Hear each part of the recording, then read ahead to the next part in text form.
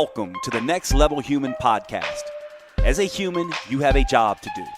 In fact, you have 4 jobs: to earn and manage money, to attain and maintain health and fitness, to build and sustain personal relationships, to find meaning and make a difference.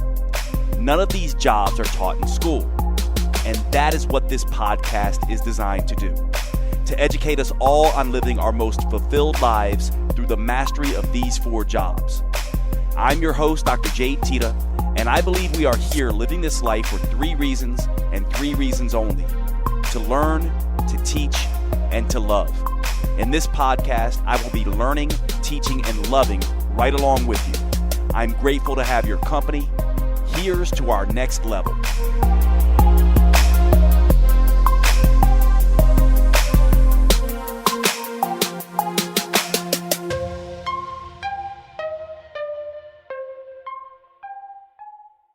All right, everybody, I have a special treat for you today. One of my actually best friends is on the podcast today, Dr. Jonny Bowden, and someone who I consider the premier nutritionist in the country, actually, and someone who I learn a great deal from. We are very close friends. We are work colleagues. We do an awful lot together, and he is going to talk about something. I was just telling him before we got on the show, I was like, this is an area that I have not kept up with in the last 3 to 5 years. And so I'm excited for you, Jonny, to sort of share this with us. We're going to be talking about your latest book. Now, you had a previous version of this book. I have it right here. It's actually behind you as well. If you guys are watching this on the video, I'm just holding it up. This is The Great Cholesterol Myth, and this is the expanded and revised edition. This is really, Jonny, to me, one of these topics. I still get asked this all the time. I know you do as well. I'll just be talking to some random person that I meet out in the street, and they start asking me about, I just got my blood labs back and my cholesterol's high, and I'm worried about what to do about this. And my thought process has changed a tremendous amount over the course of my career. And you've been one of the leaders in understanding the new science of cholesterol. And so I'm excited you're here to get us all sort of up to date on this. And I'm just going to let you start, man, right where you want to start in terms of this particular story. What is it that we have gotten wrong with cholesterol and that we need to now understand? Oh, where do we begin? The place I usually begin in explaining, trying to decompose this mess of myths and half-truths that we put together about cholesterol and how we all have been taught to think of it. The way I like to start is by telling an analogy that everybody can relate to, and it's this. You and I both have spent, I live in California, used to be bi-coastal, and you've lived in California very close to me. And you know that we have very strict smog regulations on our cars. And we have to get tested for emissions on a regular basis. So let's say that I take my car in to be smog checked.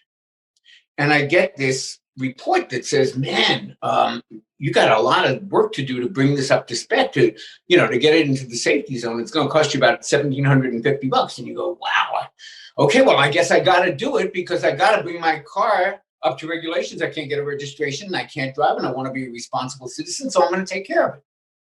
Now, suppose you come to find out that the machine that they use to calibrate it is broken.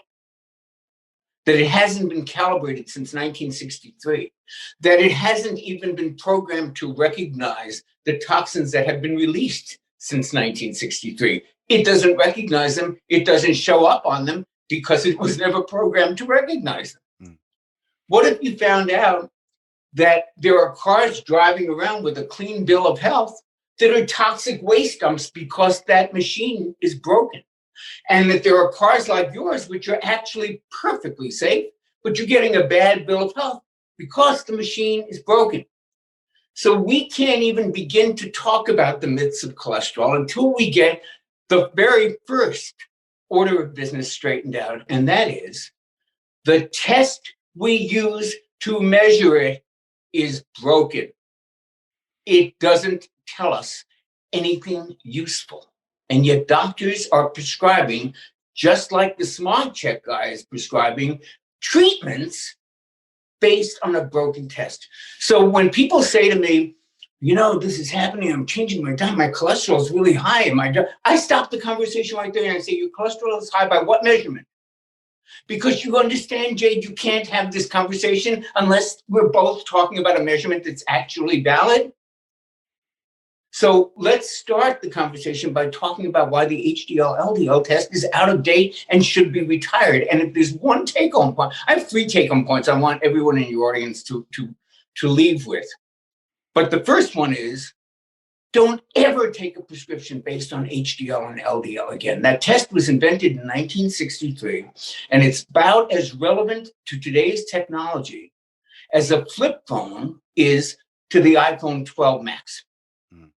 Why would you use a flip phone when you got a Galaxy 8? And that is what doctors are doing when they're using the good and bad cholesterol test, which is basically like dividing humans into short and tall and figuring, well, now I have all the information I need for a health diagnosis. Doesn't matter that we have decoded the human genome and we know 30,000 genes we can identify. Well, let's just go with short and tall. That's convenient. And that's the first place to start. Yeah.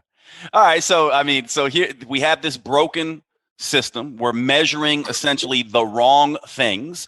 Yes. Let's go through that really quickly. When I think of the current cholesterol test that people come in, they get a total cholesterol level, they get an HDL level, they get an LDL level.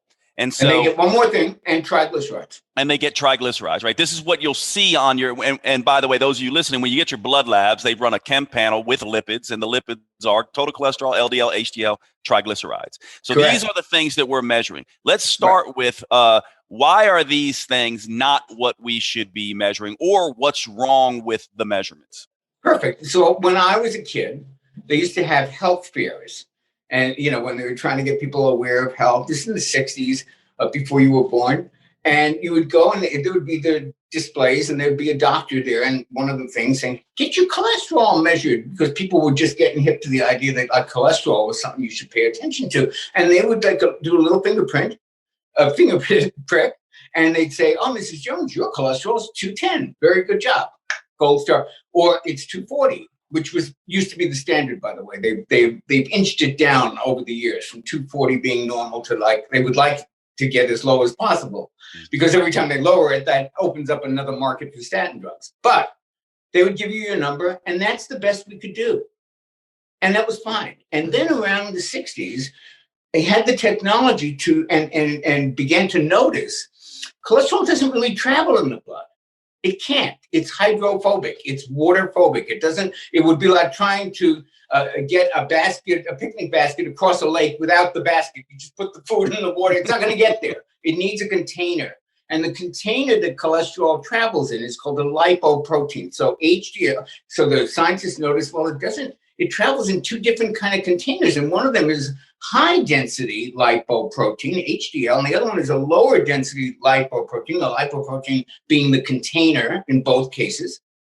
And the high density one is heavy, so it floats to the bottom, and the low density one isn't. So it's they're kind of different. Let's now call them HDL and LDL. And that was like the discovery of the flip phone after we had those cell phones that used to look like a MacBook Pro that people would walk in the 80s. They'd have that satellite phone. And then you got the Razor. Everybody wanted the Razor. Well, this was the Razor.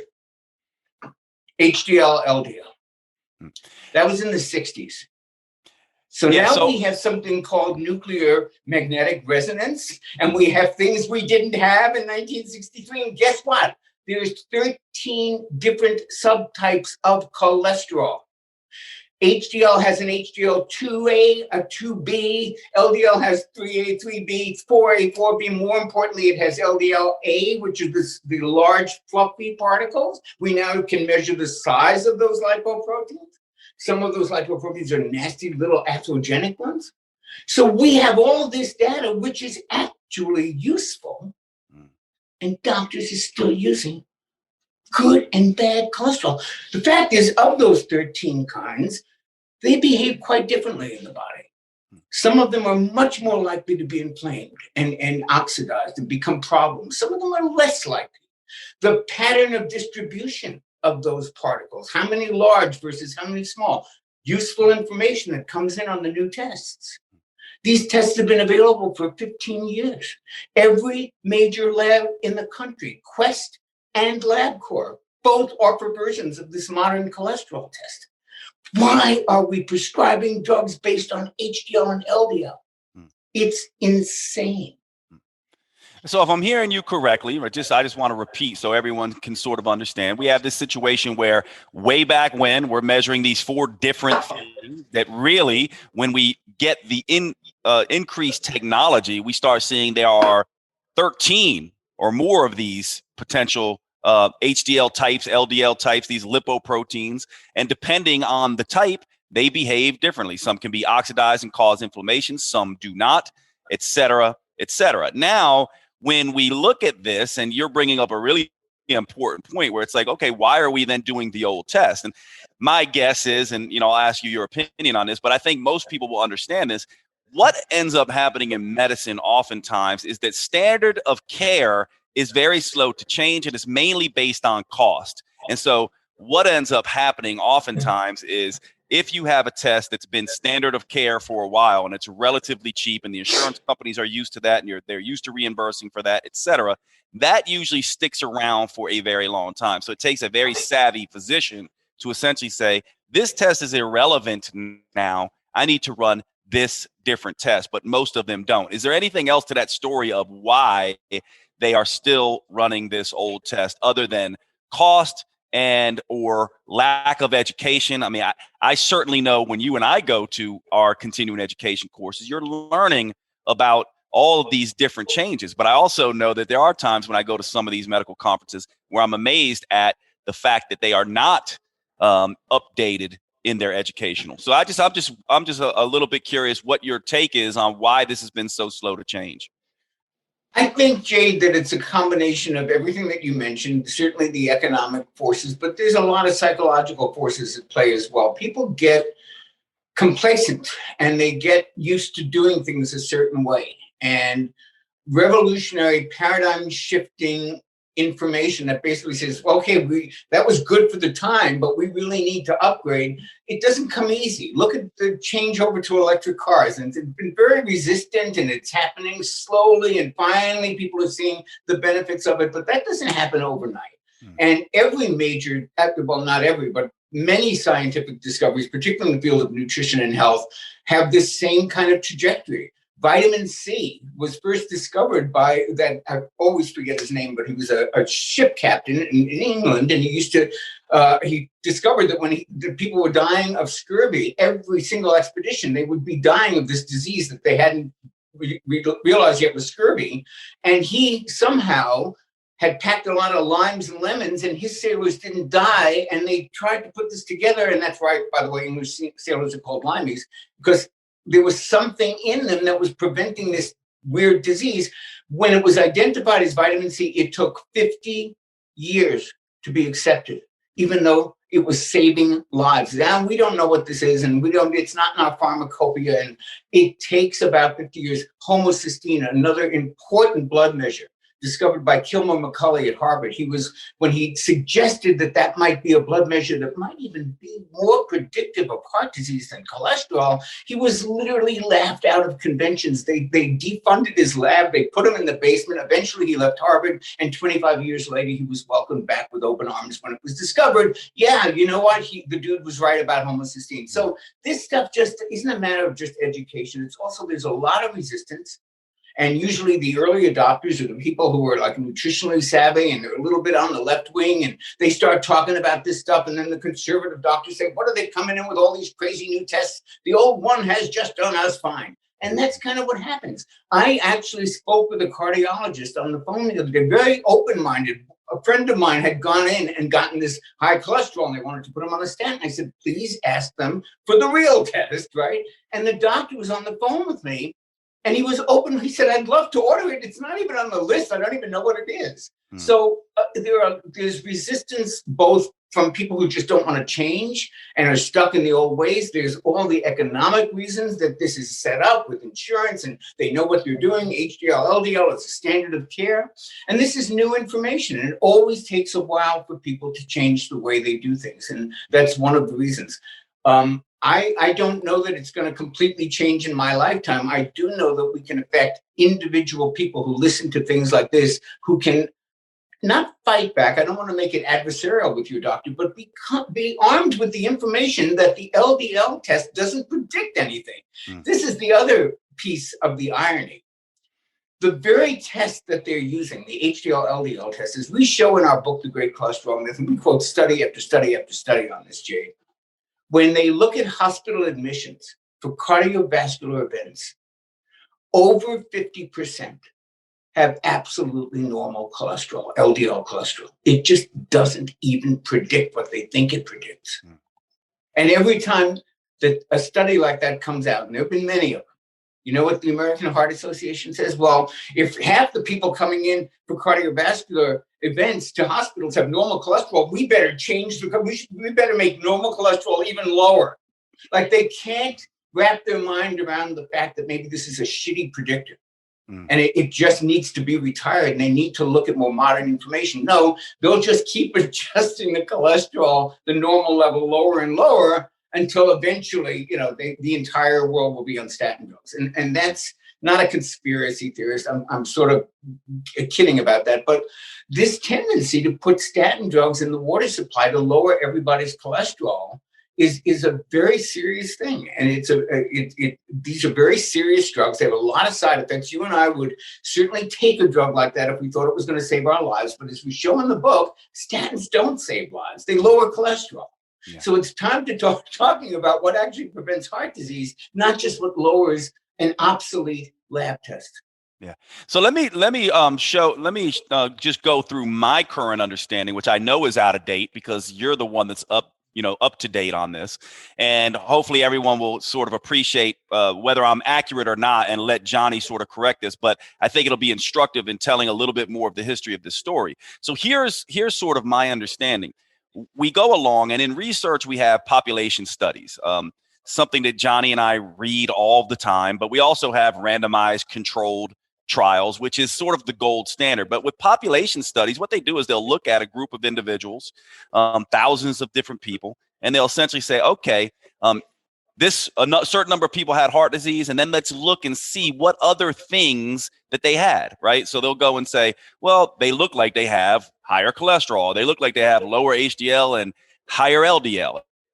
And my understanding is this was the initial story. But what happens in science that many people don't really understand is that we need more and more and more data, right? So, thousands of people don't cut it when you're dealing with billions and billions of people, right? So you need lots and lots and lots of data. Not only that, we have a saying in science that correlation is not causation. So just because cholesterol levels look like they're changing doesn't mean they're actually causing the issue here. And so one of the things that's really interesting to me, though, is it used to be, we would say, and this is where I want you to help me out here, Jonny. It used to be where we would say, listen, high cholesterol is correlated with heart disease. We knew it wasn't causing, but we were making a guess that perhaps it was. And now all of a sudden, right, I'm actually wondering, is it even, with the more and more data, is it even correlated anymore? You pointed out an interesting thing there. You said, Jade, 50% of individuals who have coronary events don't have high cholesterol. So the idea then is it even correlated anymore? We know it's not causing based on what you're saying, but is it even correlated anymore? And if someone like myself, who has a cholesterol level in the 280s, 290s, that's pretty much been there since high school, should I be worried about that at all? And hopefully this will get us in, hopefully you'll correct some of my understanding here, and then get us into the discussion of what does matter and what we can do.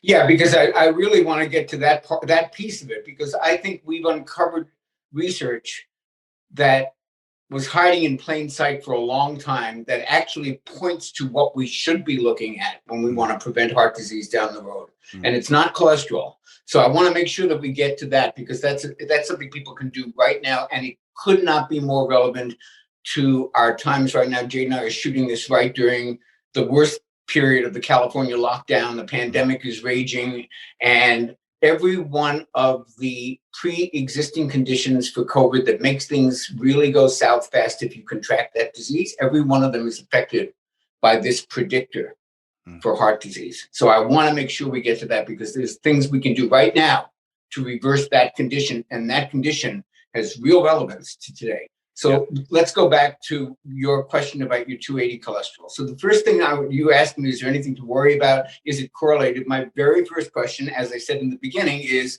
go back and get it measured correctly, and then we'll see. It might be something to worry about. It might not, and we don't know, because we're still looking at the surface of good and bad cholesterol. And now we know all this other stuff's going on underneath. We need to look at what's going on underneath.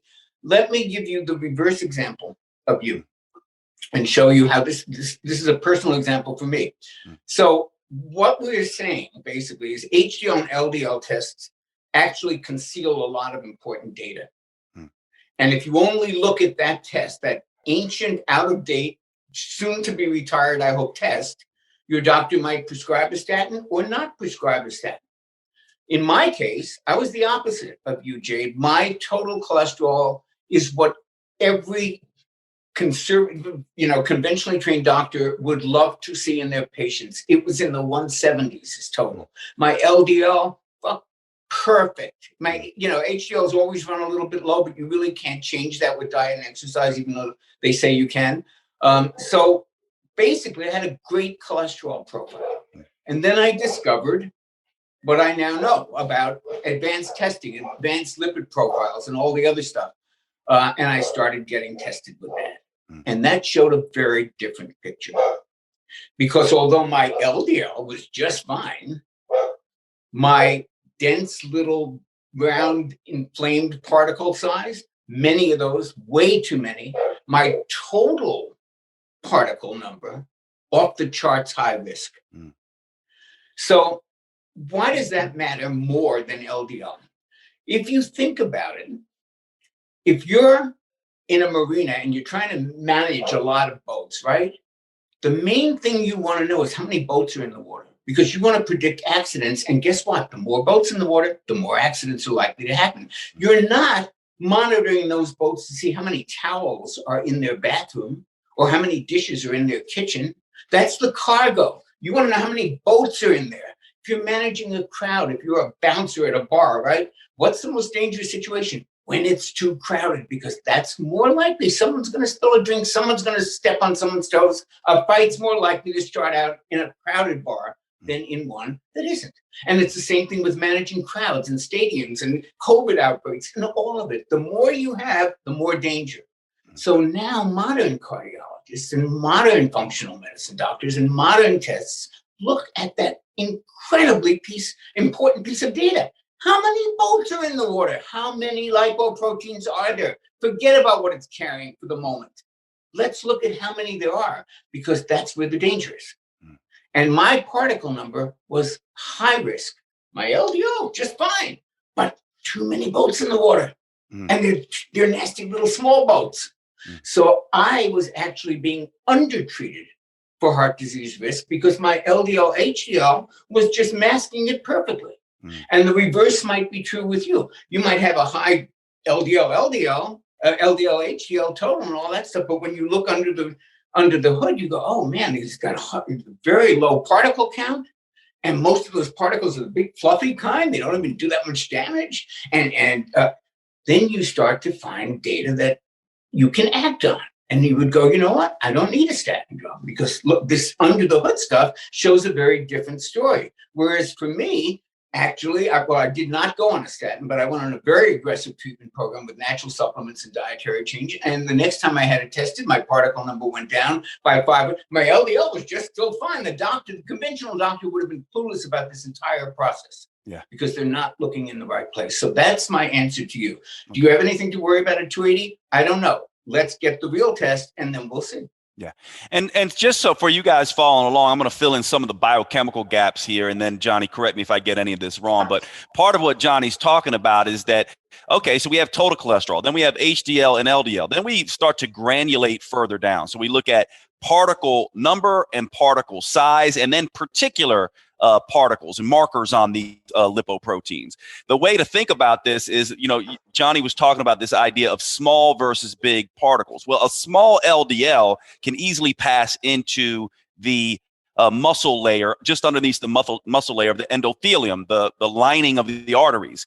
Big LDL particles really cannot. This is the way to think about this, right? So if you have more big fluffy LDLs, these are, quote, the good LDLs. The small LDLs are, quote, the bad LDLs. Now, if we go over to the HDLs, it's kind of the opposite. The small HDLs are the ones you don't really want, or the ones you want, rather, and the big HDLs are the ones you don't really want. Now, if you can even go further underneath that and start looking at particular types of apoproteins. We won't necessarily go there, but I think what Jonny's trying to get us to see is that when we run these advanced tests, we get to see all of the different types. So it would almost be like in your example, Jonny, there's all these boats in the water, but we find out there's a particular speed boat that's going around, crashing into boats and causing a lot of havoc. And we want to know, great example. Do you have that in the water? And so this is partly, I think, what we're talking about biochemically. Now let's get into this test. What are the tests? And then what are the solutions? Well, so before we get into, I really did want to get into that condition that we were talking about, that risk marker that shows up 10 years earlier than any of the other ones. But to just finish on the cholesterol testing itself, I want people to understand I'm not saying cholesterol testing doesn't matter. I'm saying let's bring it into the 21st century, because it does matter, but not the way we're doing it. And why that matters is because there's millions of people walking around on statin drugs, which are powerful drugs with a lot of side effects. And as I said earlier, if they're really doing you some good and if you really need them, then that's between you and the person who prescribed them. But shouldn't you know for sure that you need it before you just take this drug blithely because you've got a high number on a test that, as you just explained, doesn't even begin to really look at what we now know you should be looking at? That's my point about the cholesterol testing. It's not that it doesn't matter, it's that we need to do it right. And we certainly should not prescribe drugs based on the old test.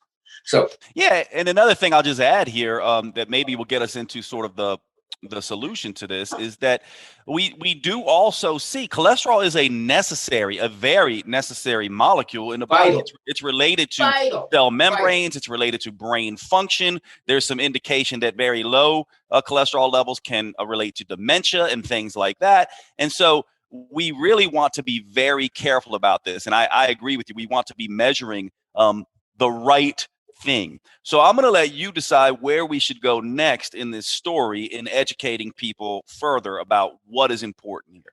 Well, I want to go right to a big take home, and then we can dive down into details about it later if you want. But what we found in looking not just at what doesn't predict hospital admissions and doesn't really do a good job of predicting heart disease, we looked at a lot more studies than the one I just told you about. And we could talk about them all day, but there's a number in which risk factors all go down, but cholesterol doesn't budge. People just stop dying when they do these things. It's like it becomes, there's a lot of studies saying this is not what we should be looking at. And we knew that all along. But in this new edition, we now feel firmly sure of what we should be looking at. And that's what I want to talk about now. So there is a risk factor, as I said earlier, a test for it too, that shows up a good decade before your doctor says, Mrs. Johns, your cholesterol is going high, even if they're measuring it wrong. Your cholesterol is high. We should be looking at this. Or your diabetes doctor says, A1C is moving up there. It's, getting close to the 6. I think we should put you on metformin. And way before that happens, there's this condition. And this condition underlies the entire portfolio of cardiometabolic diseases. Starts with pre-diabetes, which, let's face it, Jade, pre-diabetes is diabetes. It just hasn't reached the number at which it gets diagnosed yet. But pre-diabetes is diabetes. And our thesis is diabetes is pre-heart disease. 80% of diabetics die of heart disease. So it tracks pretty well. So diabetes is pre-heart disease. Obesity, heart disease, Alzheimer's, they're now calling type 3 diabetes. Why? Because they all have the same underlying condition. And that condition is, wait for it, insulin resistance. Insulin resistance predicts all this stuff 100 times. Well, I'm exaggerating. I don't know that it's exactly 100 times. It is a way better predictor of the entire cardiometabolic spectrum of diseases. And what do all those diseases have in common? They're all the underlying conditions for bad COVID outcomes. So it is very important that we pay attention to this condition. And this condition, which I will be happy to explain, I know you have probably explained it 100 times, insulin resistance can be treated, reversed, or prevented with diet. This is the time we need to start doing that. Hey guys, just breaking into the episode real quick. I want to tell you about one of our sponsors. This is a company who I have been using for the last over a year now, I believe. This is Cured Nutrition. I use their CBD almost every single night before I go to sleep, especially a product called Zen. This is one of the best companies I have found to develop and put out high quality, full spectrum CBD products. Now, if you haven't heard of CBD, I don't know where you have been. This is all of the rage, and for good reason. One of the things to know about CBD is that it acts as an adaptogen in the body. So, I talk a ton about metabolism. It's one of the things that we talk again and again about in Next Level Human. And the metabolism is all about maintaining balance, protecting you against stress, finding homeostasis. CBD and the cannabinoid system in the body is responsible for this. And this is the first time that we have the technology to really attack this cannabinoid system without THC, which also comes from the marijuana or hemp plant. CBD gives you all these benefits of balancing the metabolic profile, helping you manage stress without some of the psychoactive compounds that you find in THC. Definitely check out Cured Nutrition. They give a discount to all of you who are listeners of this podcast. Use the code NEXTLEVEL on checkout and you will get a discount. I also get a little bit of a kickback from them as well for sending you to their site. They get the sale.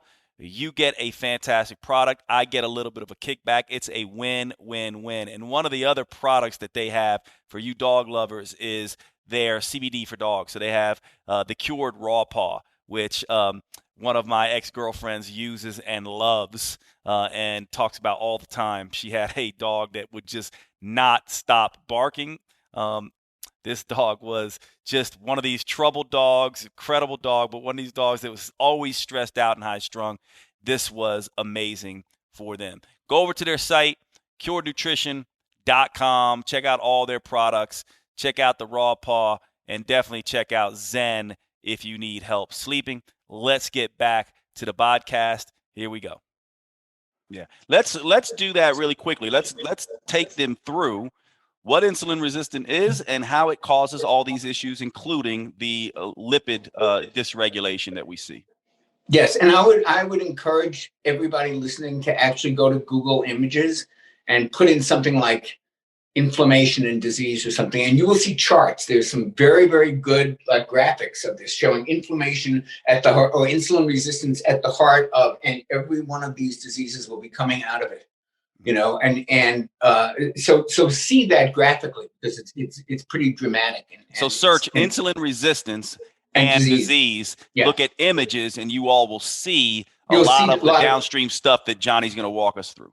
Right. So here's what insulin resistance is. The best way to explain it's a broken it's a defective metabolism. It's a metabolism that's been injured by the diet that people are taking in. And that may be very different for different people, but let me give you an example of how it works. So since it's a broken metabolism, for want of a better, quick way of describing it, let's look at a metabolism that isn't broken because it's easier to see how it gets broken if you know what it's supposed to do.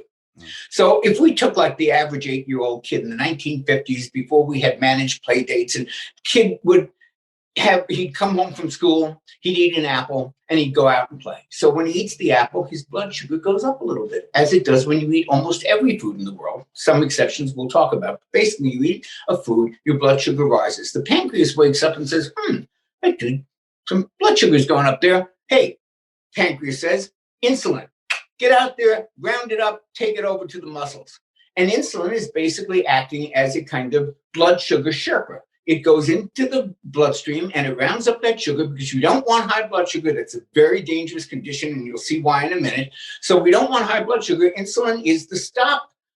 It's the body's way of putting a cap on that. It goes in there, rounds up that sugar, takes it to the muscle cells. The muscle says, bring it on in. This kid's riding his bicycle and he's playing on the jungle gym and he's playing. And they take it in. They use it for energy. After a while, his blood sugar starts to go down a little. He comes home, he eats dinner, everything is fine. That's a normal metabolism of sugar and starch and food in general. You go fast forward 35 years. You wake up. You're stressed to the max. You haven't slept well. Cortisol is carousing through you. It's having a party in your veins. You don't have time to eat. You stop at Starbucks. You get a 900-pound low-fat blueberry muffin and a venti whatever with this much sugar in it. The pancreas is going, code blue, code blue. This guy just ate the equivalent of 10 ding-dongs. Now insulin is rousing through the bloodstream and it's trying to round up all that sugar, and it goes to the muscle cells and it knocks on the door, and the muscle cells say, what do we want that for? This guy's gone to the office. He's going to sit in front of a typewriter all day. And then he's going to come home and play with the clicker on the couch. You don't need any more energy, folks. Go. We gave it the office. Go away. And the cells become resistant. The muscle cells become resistant to the effects of insulin knocking on its door, trying to get rid of that sugar. So now you got a problem. You got high insulin and high sugar. So fat cells say, hey, don't worry. We have no restrictions. Bring it on over here. Now you start to put on some weight. After a while, the fat cell says, okay, that's enough. We're not having it anymore. And that's when you have high insulin and high sugar. That is the definition of prediabetes, which goes right to diabetes, which goes right to heart disease. It is one long line, and it starts with the inability of the body to handle the sugar load. And that may vary from person to person. For some people, that sugar load could be as low as 5 grams of carbs. For another, it might be 100 grams of carbs. So that's why all of these discussions about, well, should we eat none? Should we eat this?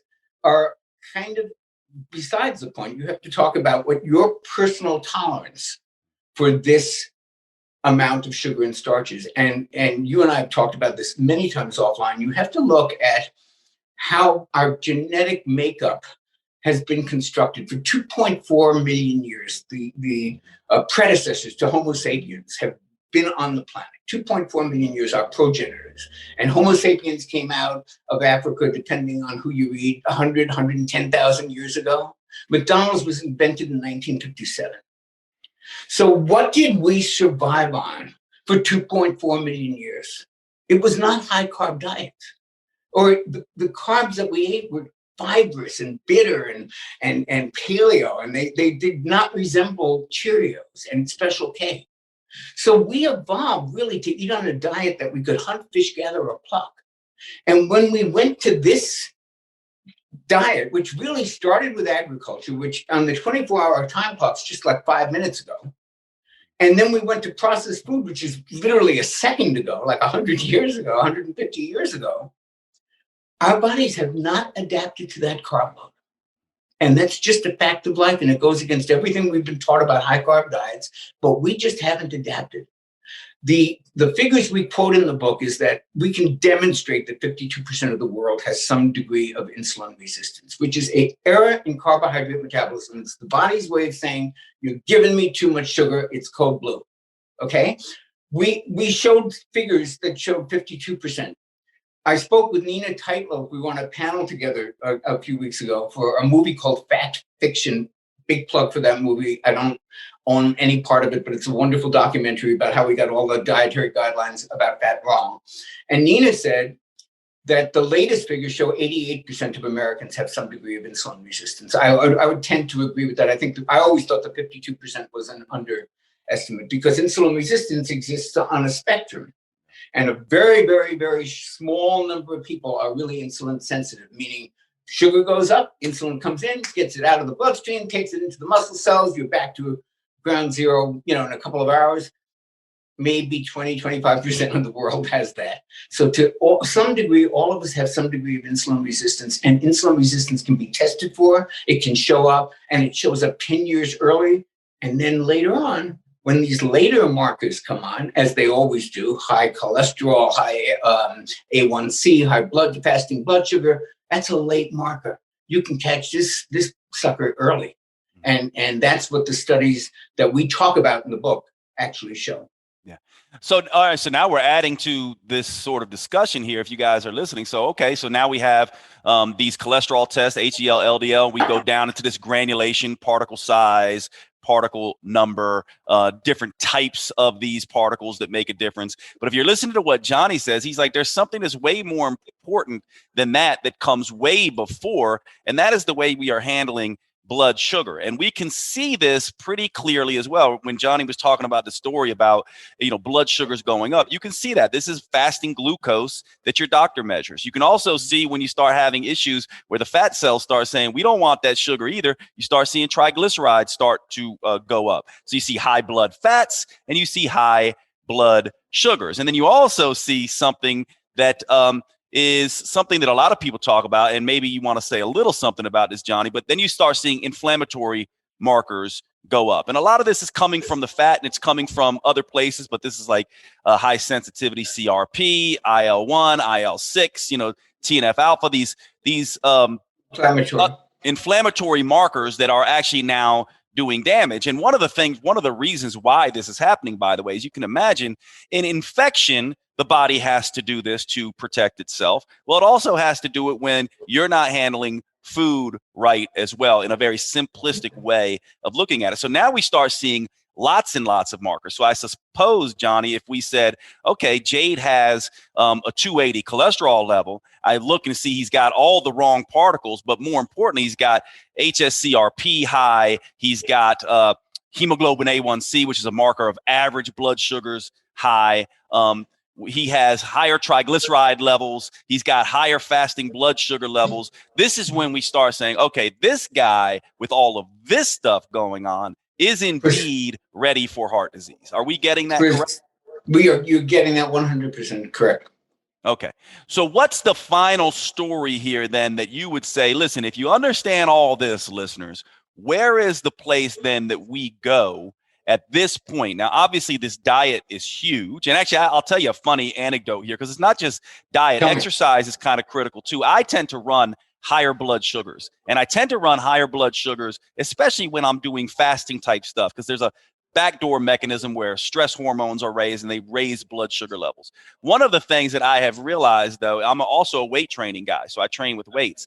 When I do a heavy leg workout, I don't think you and I have talked about this, Jonny, but I have this one workout that I do that's heavy squats at 225 pounds, so moderately heavy for me, heavy walking lunges, and a few other exercises, and I do them basically in circuit for about 30 minutes. It's a very intense workout. When I do that workout, my blood sugars stay in a beautiful range for up to 4 days after that particular workout, really regardless of what I am eating. And so it's not just diet, but it's exercise. So I'm the kid that's going out and playing on his bike, to use Jonny's example. So there's lots of things that we can do here. I know not all of you listening to this some of you could care less about going in the gym and doing what I'm doing. Just know that exercise is a huge component here. Diet's a huge component, but I know Jonny's going to have some tricks here, perhaps, to give us supplement-wise and other things that we can do once we know this is an issue. So I'm going to let you sort of finish off, Jonny, however you want to finish this, in terms of what is the solution, what should people do, and do you have any clinical pearls for us that essentially say, look, guys, here's what you want to be focusing on in addition to diet and exercise? Is there anything else we really need to be aware of? Yeah, and I wanted to just comment on what you just said about your workout and your blood sugar. When I was in personal training school, 1990, 30 years ago, I heard this expression and I didn't know what it meant, but it stayed with me. Exercise has an insulin-like effect. Well, now think about it. It is one of the things that helps force sugar into the cells and overcome. So exercise is a huge important part of making the cells more sensitive to insulin, which is really what the goal of this whole thing is. Once you make the cells more sensitive to insulin, then you don't have high blood sugar and you don't have high insulin. You've just eliminated the basic cause of prediabetes. So it's very, very important that we understand the role of movement and exercise. Every time you do that, you're creating some demand for the cells to open up and allow some more energy to come in. Okay, so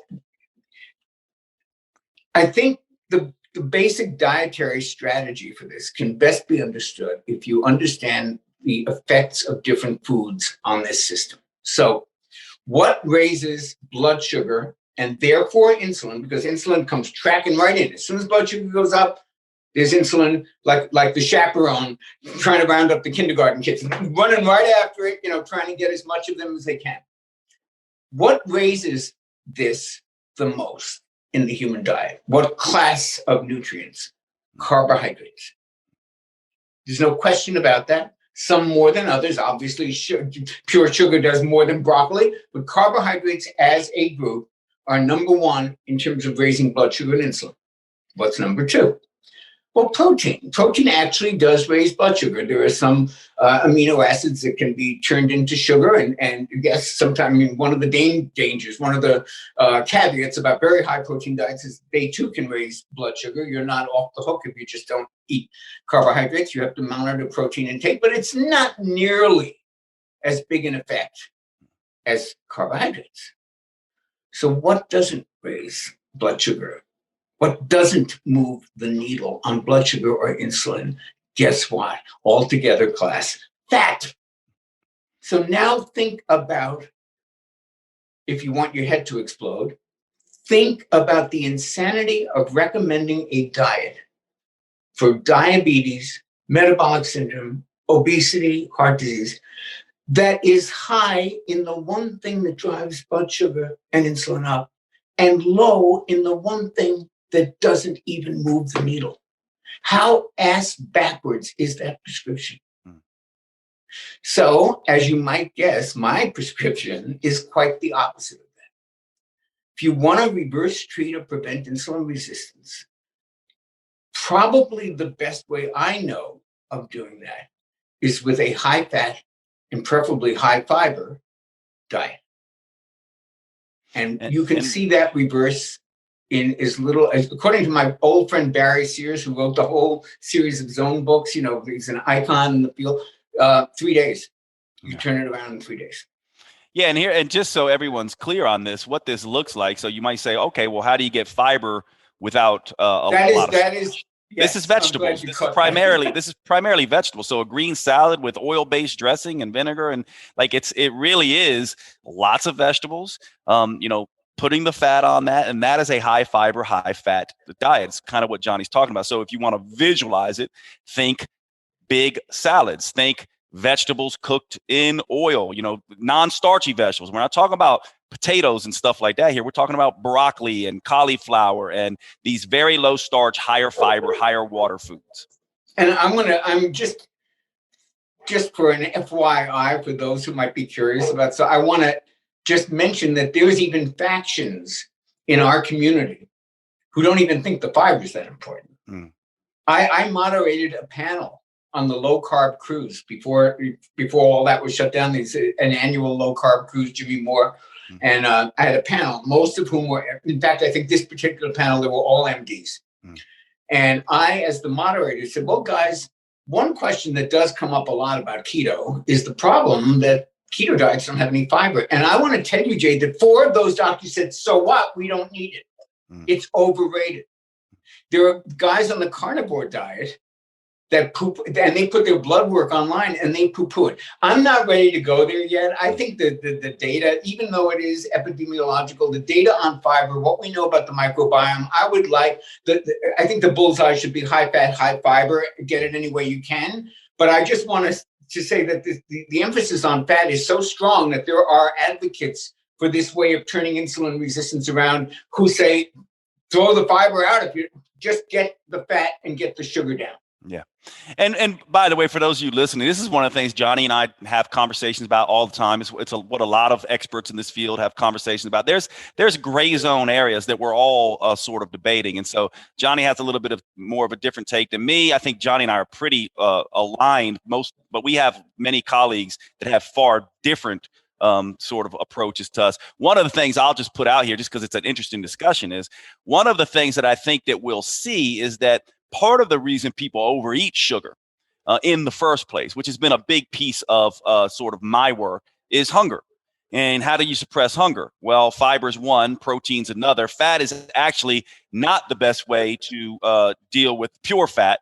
Add fat to protein, it becomes extremely satiating based on the research. But fiber and protein tend to be very satiating. Some people overeat in the first place and have cravings in the first place because they can't control hunger. And depending on the individual, fats don't necessarily do that. That's point one. And Jonny will have slightly different variation there than me, perhaps, and we'll let him say, yeah. And this is good. I like that, the different variations. It's good for all of you to hear two experts banter back and forth with this. And the other thing I would say is that if we take fiber away and we take vegetables away and things like that, one of the things that none of us know anything about in nutrition research, just because it's incredibly difficult to study, is long latency diseases. And what this is where we have nutrients that are, under sort of utilized or underappreciated, or the word I'm looking for is taken in. When you eat certain nutrients, if you're not getting those things, or certain fat sources aren't necessarily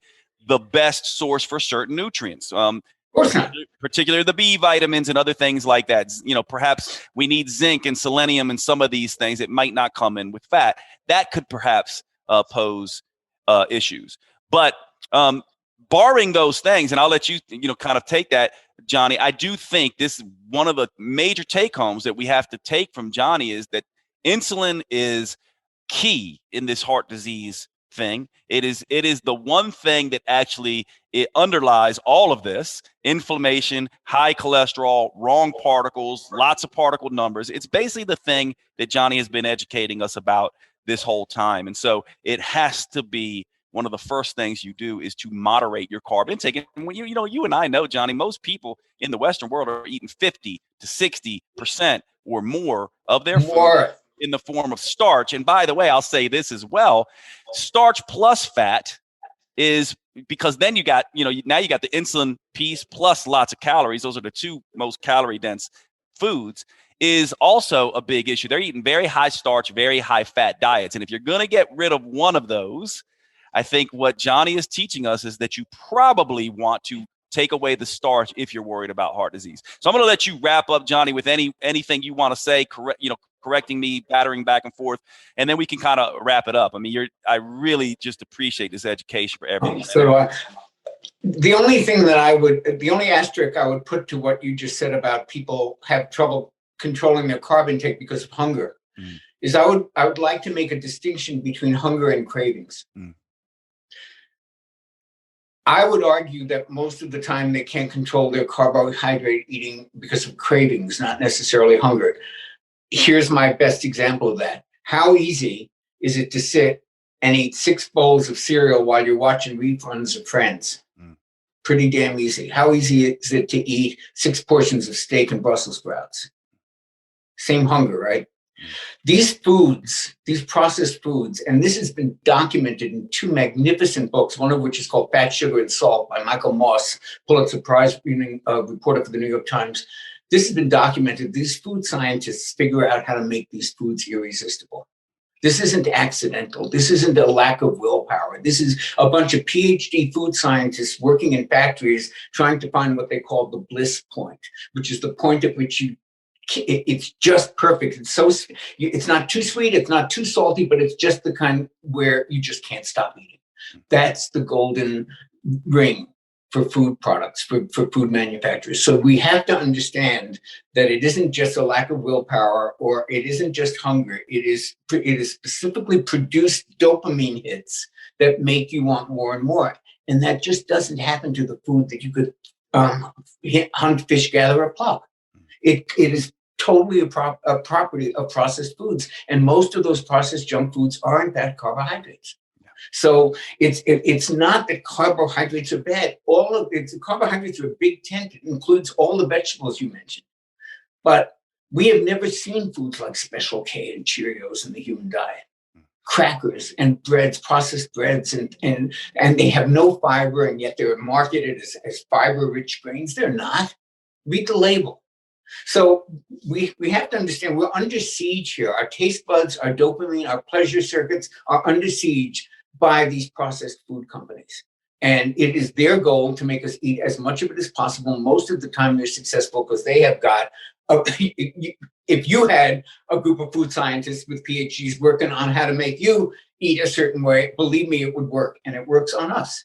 And it makes these foods downright irresistible. So we have to know that there's a serious enemy out there. But that kind of eating damages our metabolism in ways that we do not see until you go to your doctor and they read you the riot act about your fasting glucose or your fasting insulin or your high triglycerides. That stuff shows up later.